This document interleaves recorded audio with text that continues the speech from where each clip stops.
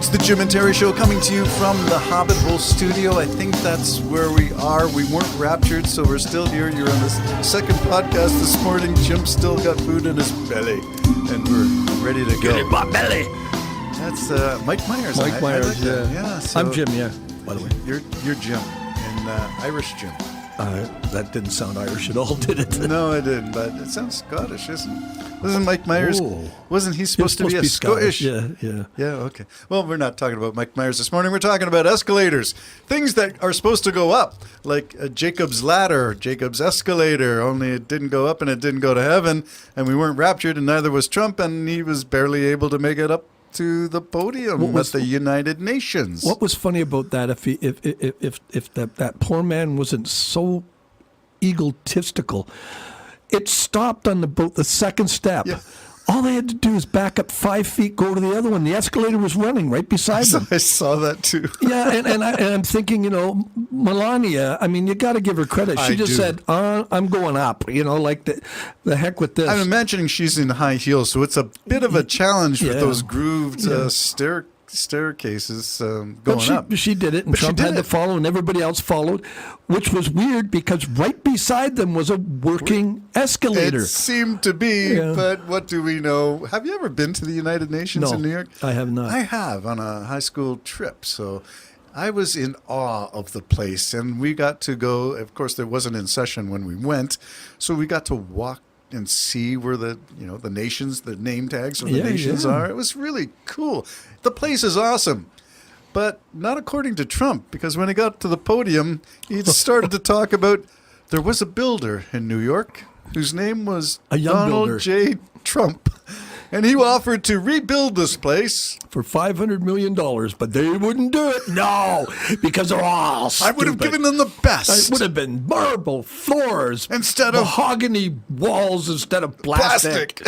Oh man, talk about a guy holding a grudge. But I just want to get back to the escalator for a minute because there's a major investigation going on now. Major, CIA has to look into it, even though the United Nations says, we think it was your videographer going up backwards, and that set the alarm off so that the escalator wouldn't kill him.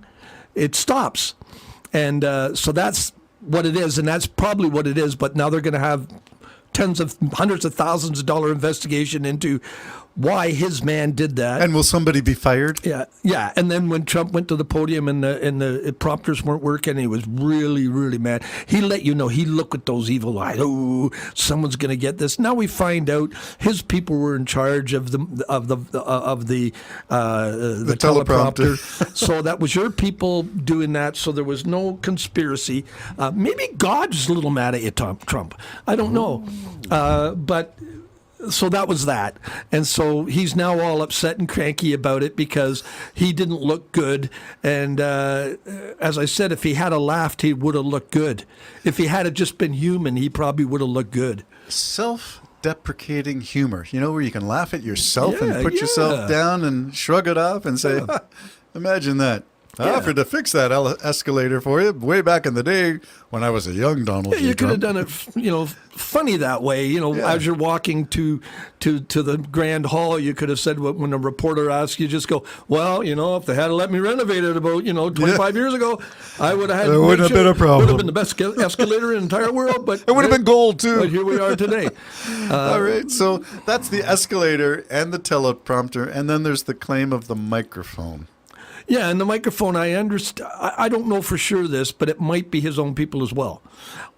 But on the other hand, if everybody's sabotaging you, it's because they don't like you. Oh, my goodness. And you might have to face that because you say, I'm loved all over the world. I am. Everything's best. Everything's good. Everything's perfect. And then he berates absolutely everybody in the world. Every country. Every country he berates. You're all going to hell. Your countries are going to hell. And did you hear him say, one of our best-selling merch? This is the president of the United States. Not a rock band, folks. The president. Was the hat that said Donald Trump was right about everything. And he stops and he goes, and I was right about everything. I was right about. I can't imagine anybody having that ego.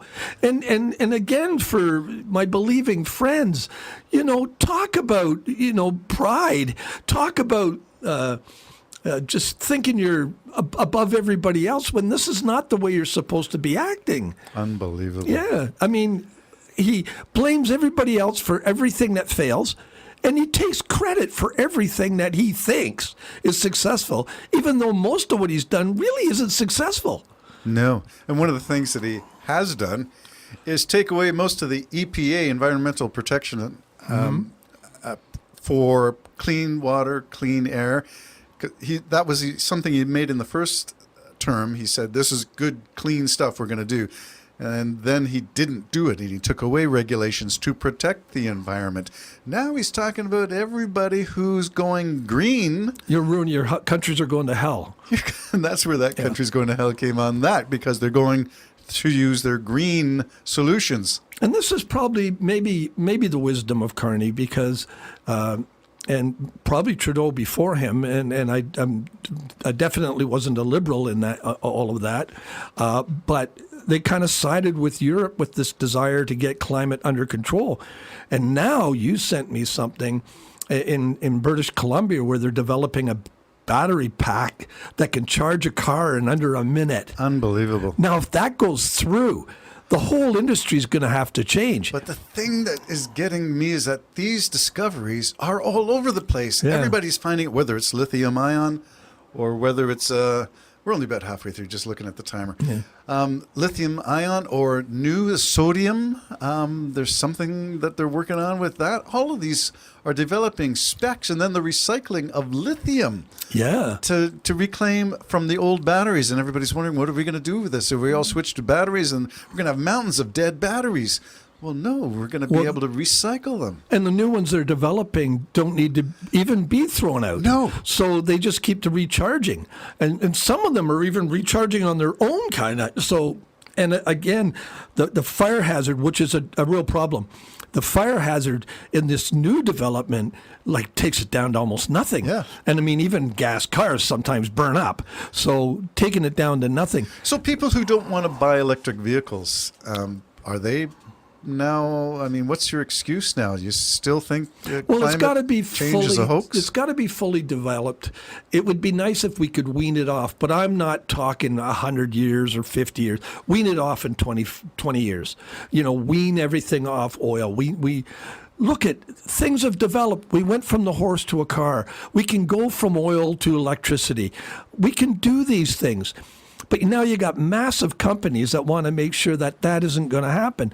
And I often wondered back in the day when the horseless carriage was first introduced, if some of the horse breeders were sabotaging letting the air out of the tires. Or whatever. I think the first tires were solid rubber anyway. Yeah, whatever. These developments are going to leave the United States under Trump completely behind. And then we talked last time we got together about Hyundai. Yes. Hyundai, have they gone back yet? Not that I've read. Not that I know of, right? Yeah. And so, hey, take a look at Canada.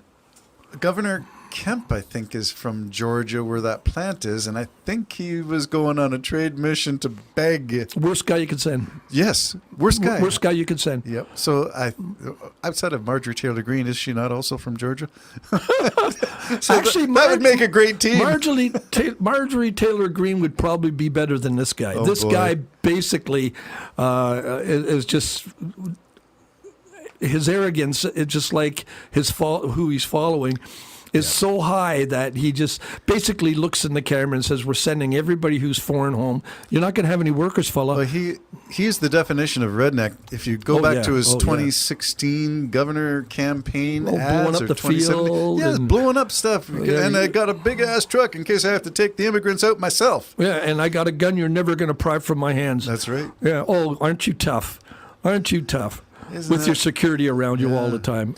So Trump's speech at the United Nations, from the time he stepped on the escalator, it was one of the worst public speeches I had ever heard. And the longest. Contrast that to Zelensky spoke at the United Nations. Yeah. Poland's leader spoke at the... everybody's tearing a strip off of Russia at the United Nations. Yeah, because Russia's it is bad. No kidding. We know that. And we've been saying that for years, but some people are still slow to the uptake on that one. Now, the one I did want to say is that Carney was in New York to speak to the Foreign Policy Review. I believe it's a intergovernment agency. So he made a speech talking about Canada and Canada's role. And because it's hosted in New York, the contrast between there at the UN, one world leader, there at the foreign policy meeting is the other, north and south of the border, Carney and Trump. And this contrast couldn't be more dramatic. I think he's the right man for the time, Terry. I'm not going to say I would always think that, but I am this time. I think he's the right man. I think we need to show our new partners that we are open for business and we're not tied to the hip of the United States. We can lead into a post-Trump world. Lead away, Canada. Lead away. The Jim and Terry Show signing off.